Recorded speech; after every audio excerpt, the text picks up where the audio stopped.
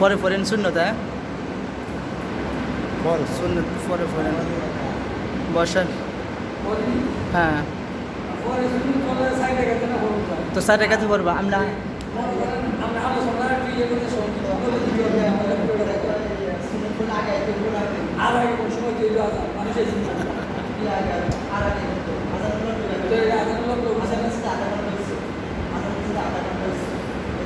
আগে দিই দরকারে বয়ান বন্ধ করে দেবো, 5 মিনিট করবো, সমস্যা নেই। দরকার নেই, দরকারে 5 মিনিট করবো, সমস্যা নেই। আপনি এখন বয়ান পছন্দ করেন না, বয়ানের দরকার নাই। আপনি সুন্নত পড়লে আগে আইতে হইব। 40 থেকে তো টাইম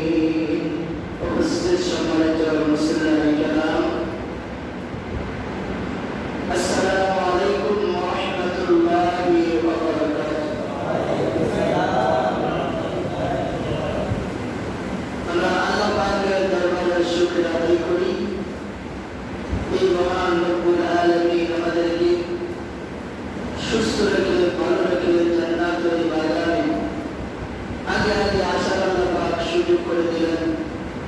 সেজন্য আমরা মহান মনিবের দরবারে শুকরিয়া আদায় করি, সকলে বলে আলহামদুলিল্লাহ।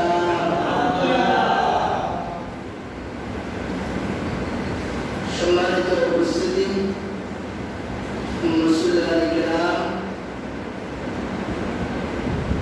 জিলকদের আজকে চতুর্থ খুতবা,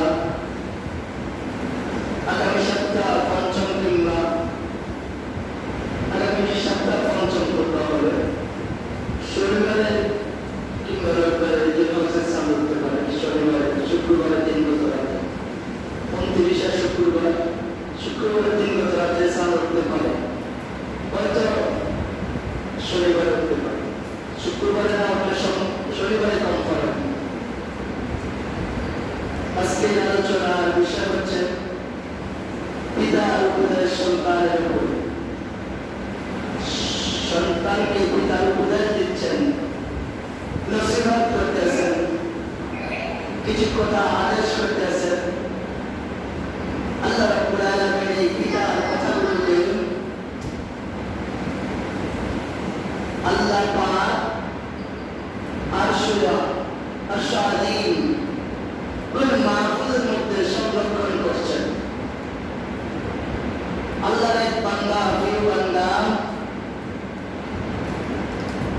তার সন্তানকে কিছু উপদেশ দিচ্ছেন। এই কথাগুলো আল্লাহর কাছে এত পছন্দ লাগছে, এত প্রিয় লাগছে, এত মধুর লাগছে। এই কথাগুলো আল্লাহ পাক তার কালামের মধ্যে লিপিবদ্ধ করে রাখলেন। সুবহানাল্লাহ। প্রথমে এই কথাগুলোকে আল্লাহ পাক আরশ আযীম লোহে মাহফুজের মধ্যে সংরক্ষিত করলেন। পরবর্তীতে যখন কুরআন নাযিল হয়, কুরআনের মধ্যে আল্লাহ পাক এই কথাগুলো উঠিয়ে দিলেন। সুবহানাল্লাহ। আজকে আমরা যারা পিতা, আমাদের প্রত্যেকেরই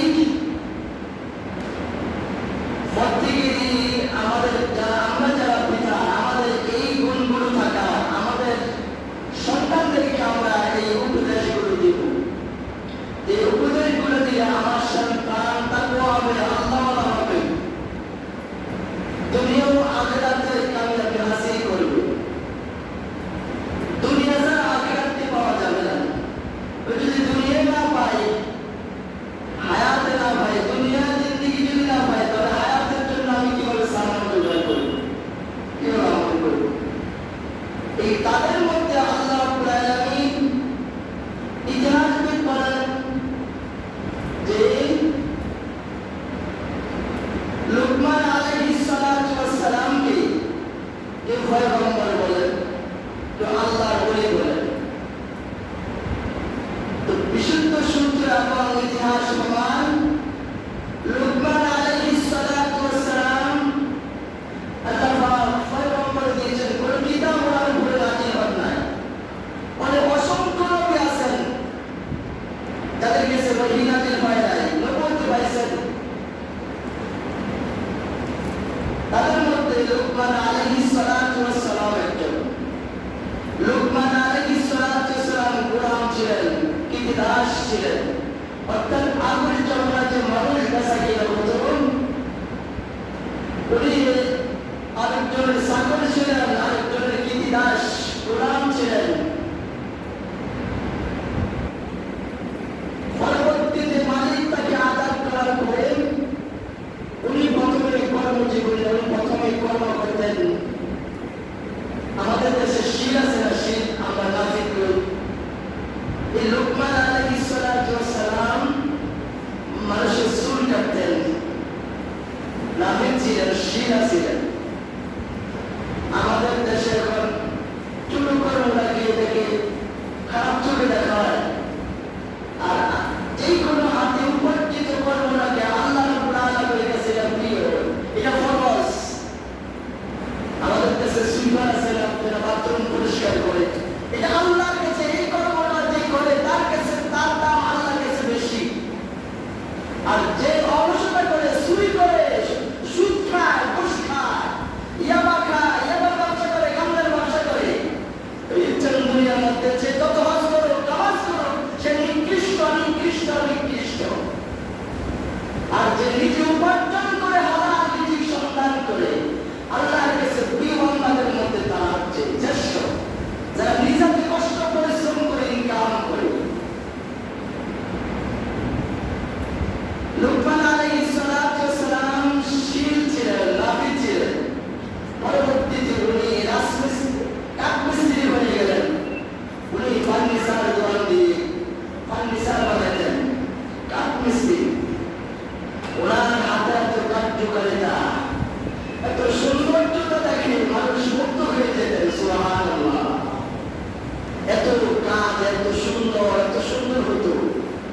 ফার্নিচার বানাতেন।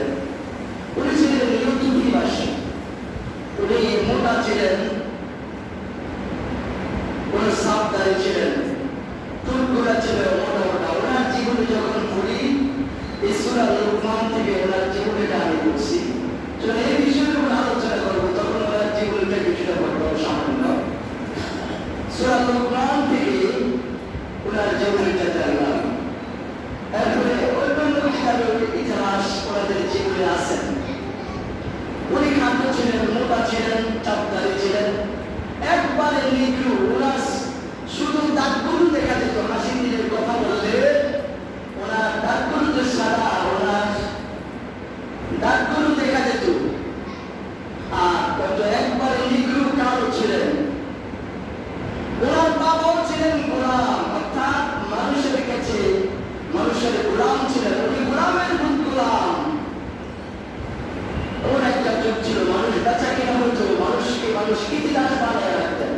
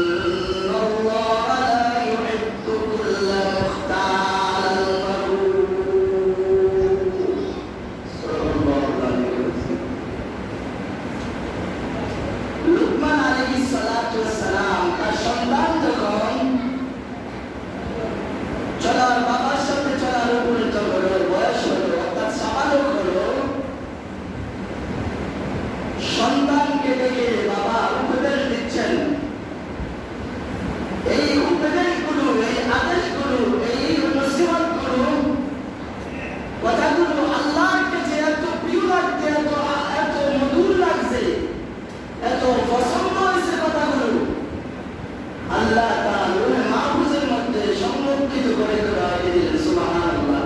কথাগুলো কি নবীজির হাজার হাজার বছর আগে আসছেন লুকমান আলাইহিস সালাম। যখন দুনিয়াতে এই সংবিধান কোরআন মানুষের জন্য যে কিতাব দিয়েছেন, এই কিতাব যখন নাযিল হয়, আল্লাহ রাব্বুল আলামিন তখন এই আয়াতগুলো নাযিল করে দুনিয়াবাসীকে জানালেন। আমরা যারা কোরআন পড়ি, আমরা সবসময় সূরা লুকমান পড়ি। যারা কোরআন খতম দেয় আদর্শ, তারাও জানে সূরা লুকমান। 114টার মধ্যে একটা সূরা সূরা লুকমান। এই সূরাটা মক্কি জীবনে নাযিল হয়েছে। নবীজি মদিনা মক্কাতে থাকতেন। আয়াত হচ্ছে 34টা। এই সূরার মধ্যে রূপ হচ্ছে 4টা। লুকমান আলাইহিস সালাতু ওয়াস সালামের এই কথাগুলো আল্লাহর কাছে দিল লাগার কারণে আল্লাহ পাক বিশ্ববাসীর জন্য ফাতিহা হিসেবে রেখে দিলেন। প্রত্যেকটা পিতা লুকমান আলাইহিস সালাতু ওয়াস সালামকে যেন অনুসরণ করে। লুকমান আলাইহিস সালাতু ওয়াস সালাম তার সন্তানকে দেখে বলতেছেন, ইয়া বুনাইয়া লা তুশরিক বিল্লাহ, আল্লাহর সাথে কাউকে শরীক করো না, আল্লাহর সাথে কাউকে অংশীদার করো না।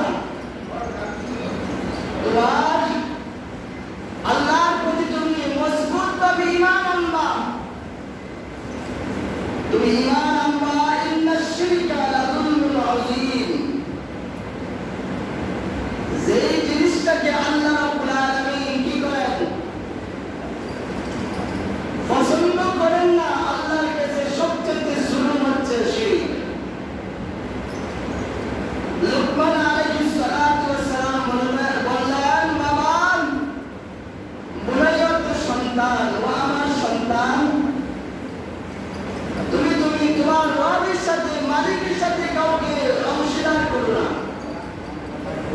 যদি অংশীদার করো, এটা হবে তুমি তোমার মালিকের প্রতি জুলুম করছো, তুমি তোমার প্রতি জুলুম করছো, তুমি তোমার জিন্দেগির প্রতি জুলুম করেছো। আল্লাহ রাব্বুল আলামিন এই কথা কোরআন নাযিল করে জানিয়ে দিলেন।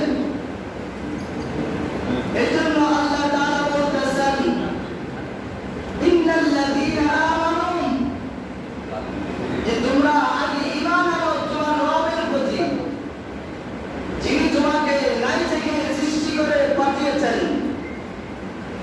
তোমাকে আল্লাহ রাব্বুল আলামিন অর্থাৎ তোমার মালিক, তোমার রব, তোমার মায়ের গর্ভের মধ্যে রাখা অবস্থায় তোমার রিজিকের ব্যবস্থা করে দিয়েছেন।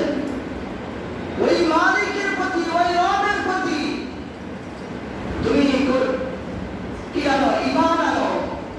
আর ঈমান আনার পরে তুমি তোমার রবকে যদি তুমি বিশ্বাস করো, এই কথা মনে নাও, তোমার রব তোমার সবকিছু। রবকে মানার পরে রবের সাথে অংশীদার করো না। আমি কয়েকটা আয়াত তেলাওয়াত করেছি, যে আয়াতগুলো তেলাওয়াত করেছি লুকমান থেকে, সূরা লুকমান থেকে যে কয়েকটা আয়াত তেলাওয়াত করেছি। লুকমান আলাইহিস সালাতু ওয়াস সালাম তার সন্তানকে 10টা উপদেশ দিয়েছেন, 10টা নসিহত দিয়েছেন, যে এই 10টা কথা আমরা যারা পিতা, আমাদের যারা দরকার, আমরা যেন আমার সন্তানদেরকে এই উপদেশগুলো, এই নসিহতগুলো, এই ভালো কথাগুলো আমাদের সন্তানের সাথে শেয়ার করতে পারি। তাহলে আমার সন্তানও আমাকে, পিতাকে সম্মান করবে, ইজ্জত করবে। 1 নম্বর কথা, এই 10টা কথাতে লুকমান আলাইহিস সালাতু ওয়াস সালাম সন্তানকে উপদেশ দিয়েছেন। এই 10টা কথাই কোরআনের মধ্যে আল্লাহ উল্লেখ করছেন। সুবহানাল্লাহ। 1 নম্বর হচ্ছে, তুমি তোমার মালিকের সাথে কি করবে না, শিরিক করবে না। এই শিরিক মানুষ, আমরা নামাজ পড়ি, একটা লোক তার 60 বছর, 70 বছর, 80 বছর, তার 100 বছর, 150 বছর হায়াতে নামাজ করলেন, নামাজ আদায়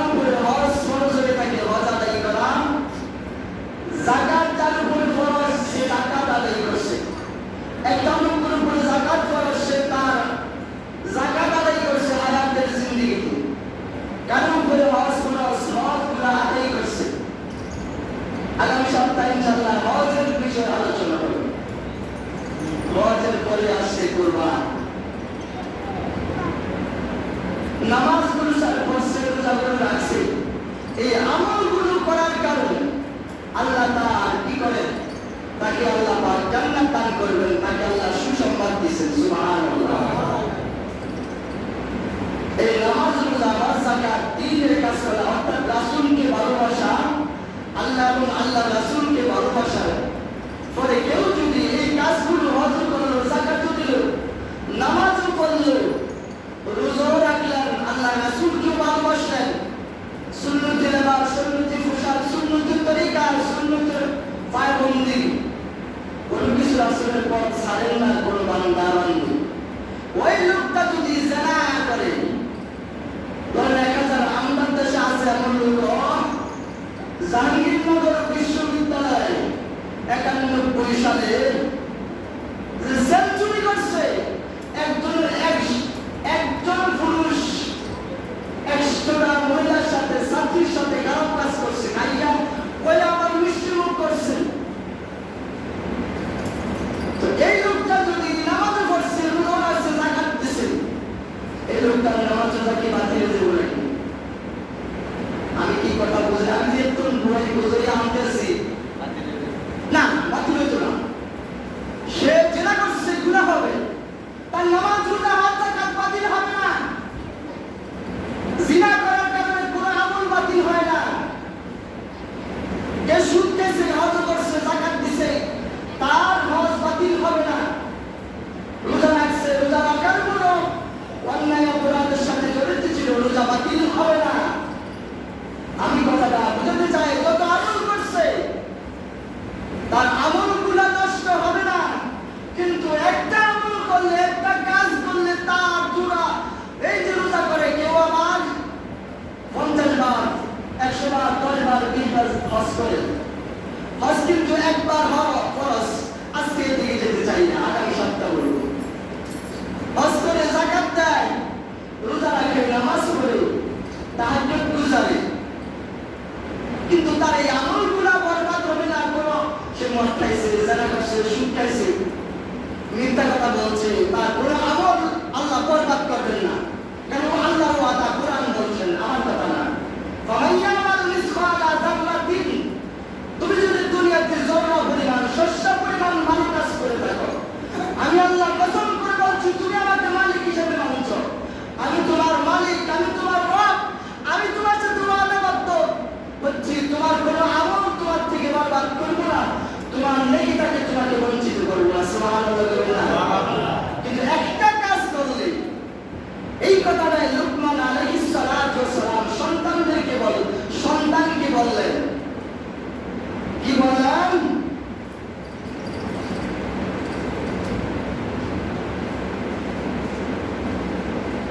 ইন্না শিরকা লাযুলমুন আযীম। তুমি যদি তোমার রবের সাথে, তোমার মালিকের সাথে, তোমার আল্লাহর সাথে যদি তুমি শিরক করো, তাহলে এইটা করলে তোমার সমস্ত আমলগুলো বরবাদ হয়ে যাবে। নাউযুবিল্লাহ। আল্লাহু আকবার। এজন্য পৃথিবীতে অনেক ধরনের লোকেরা আছে, অনেক জাতি গোত্র আছে। কে সূর্যের পূজা করে, কে চন্দ্রের পূজা করে, ঈসা আলাইহিস সালামকে আল্লাহর পুত্র মনে করে, মরিয়ম আলাইহিস সালাতু ওয়াস সালামকে তারা আল্লাহর কি মেয়ে মনে করেন, তাদের মা মনে করেন। খ্রিস্টানেরা তারা আবার আল্লাহকেও মানেন। তারা 3 খোদায় বিশ্বাসী বনি ইসরাইল গোত্রের লোকেরা, এক খোদায় না, এটা রিয়ালি। পৃথিবীতে এখন আছে সামান্য, বেশি আছেন 2 খোদার আছেন। খ্রিস্টান আছেন, ইহুদি আছেন, বৌদ্ধ আছেন, নাসারা আছেন, সবাই এক এক ধর্ম নিয়ে আছেন। আর আল্লাহ নবী বললেন, আমানতু বিল্লাহ ওয়া মালাইকাতিহি ওয়া কুতুবিহি ওয়া রুসুলিহি ওয়াল ইয়াউমিল আখির ওয়া শাররিহি মিনাল্লাহি তাআলা ওয়াল বা'সি বা'দাল মাউত। তুমি তোমার এক আল্লাহর প্রতি ঈমান আনবা। এই ঈমান আনার পরে যদি তুমি আবার মনে করো যে তোমার আরেকজন আছে বাতাস দেওয়ার, সূর্য আলো দেওয়ার আরেকজন খোদা আছে। ইব্রাহিম আলাইহিস সালাতু ওয়াস সালামকে যখন ডাকছে যে আসো আমরা মূর্তি পূজা করব, আমরা মেলায় যাব, উনি বলছেন না, ইন্নী সাকিম, মানুষ সুস্থতা অসুস্থতা দুই প্রকার। একটা হচ্ছে মানসিক অসুস্থ, মনটা খারাপ, স্বামী স্ত্রী কাজ করছে, বাবা ছেলে তর্কা করছে, ভাই ভাই মারামারি করছে, বন্ধু বন্ধু করছে, বন্ধু আর বান্ধবী গার্লফ্রেন্ডের তর্কা করছে, তোমার মনটা খারাপ, তারও ভালো লাগে না। এটা হচ্ছে মানসিক অসুস্থতা। আরেকটা হচ্ছে শারীরিক অসুস্থতা, আমার শরীর গোটা হচ্ছে, জ্বর হচ্ছে, মাথা ব্যথা করে, আমার অন্য সব অন্য রোগ আছে শরীরের মধ্যে। এই অসুস্থতা হচ্ছে দুই প্রকার, একটা হচ্ছে মানসিক অসুস্থতা, একটা শারীরিক অসুস্থতা। ইব্রাহিম আলাইহিস সালাতু ওয়াস সালামকে যখন ডাকছে, উনি বলছেন ইন্নী সাকিম, কিন্তু আপনি বলেন উনি সুস্থ। আপনার কাছে জানতে চাই, পয়গম্বর কি মিথ্যা কথা বলছে নাকি? বুঝেন নাই কথা? ইব্রাহিম নবী কি মিথ্যা কথা বলছে নাকি? মিথ্যা কথা বলতে পারে নাকি? পয়গম্বরের জীবনে একটা মিথ্যা কথা বলে নাই কোনো পয়গম্বর। আল্লাহু আকবার, সাল্লাল্লাহু আলাইহি না। নবী একটা মিথ্যা কথা 100 বছর, 200 বছর, 300 বছর, 1000 বছর, 600 বছর আগে করে একদিন একটা সত্য মিথ্যা কথা বলে না। জিব্বাকে দিবেন আল্লাহ, নবী এমনি হয় না। উনি মানসিক অসুস্থ ছিলেন। ওনার বাবা মূর্তি পূজা করেন, মূর্তি বানায়। ওনার মা নমরুদের নমরুদের কথা মনে করেন, নমরুদ বড় কথা, আমার রব্বুকুমুল আ'লা। There is no God.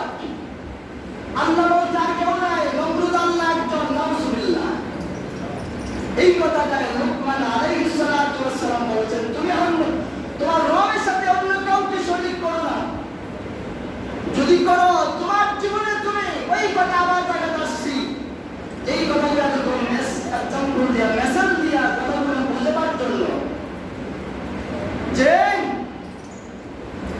তুমি যত আমল করছো, অন্য কোনো গোপনে কাজ করছো, দুধের মধ্যে সরাসরি হানি দেওয়া যায় না, মানুষ তাই কেউ ফিরে লাগাইব, দরজা বাড়ি দিয়া 3 মাস কেজি আর 2 কেজির বাড়ি দেয়। জিনা করে গোপনে একমাত্র আল্লাহ ছাড়া কেউ দেয় না। খারাপ কাজগুলো করছেন, এইগুলো করার কারণে নামাজ, হজ, যাকাত কোনো আমল ঈমান নষ্ট হবে না। কথা আগের জায়গাতে আবার চলে আসছি। কিন্তু আপনি যদি আপনার রবের সাথে অংশীদার করেন কাউকে, আপনি যদি মনে করেন আমার রিজিক দেওয়ার মালিক আরো কেউ আছে, সন্তান দেওয়ার মালিক আরো কেউ আছে, তাহলে এটা হলো আপনি আপনার রবের সাথে অংশীদার করলেন। এটা হচ্ছে জুলুম। তুমি তোমার রবের প্রতি জুলুম করলা, অন্যায় করলা।